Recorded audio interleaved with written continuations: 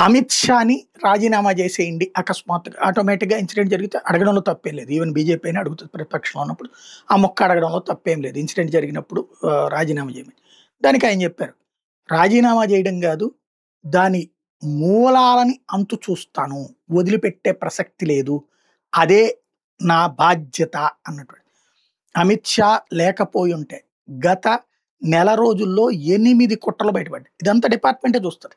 But ఆ స్వేచ్ఛ, ఆ పరుగు అందులో అదిగో వాళ్ళని పట్టుకుంటే అక్కడ ఓట్లు పోతాయి, వీళ్ళని పట్టుకుంటే ఇక్కడ ఓట్లు పోతాయి. నువ్వు వాళ్ళ జోలికెళ్ళబాక, వీళ్ళ జోలికెళ్ళబాకు దిక్కుమాలినటువంటి కాన్సెప్ట్ అమిత్ షా దగ్గర లేదు చిదంబరం లాగా. లేకపోతే గనక అంతకుముందు ఉన్నటువంటి హోంమంత్రులు చేసినటువంటి తరహాలు. ఇప్పుడు చాలా పక్కాగా ప్రిపేర్డ్‌గా ఉన్నారు. ఎవ్వరిని వదిలిపెట్టే ప్రసక్తి ఉండదు. అమిత్ షా తీవ్రవాదులను వదిలిపెడతాడు, నక్సలైట్‌ని వదిలిపెడతాడని ఏ ఒక్కళ్ళు కూడా అనుకోరు. అందుకనే రాజీనామా కాదు, దానికి తగిన బుద్ధి చెప్పి తీరతాం అన్నటువంటి విషయాన్ని ప్రకటించుకొచ్చారు అమిత్ షా.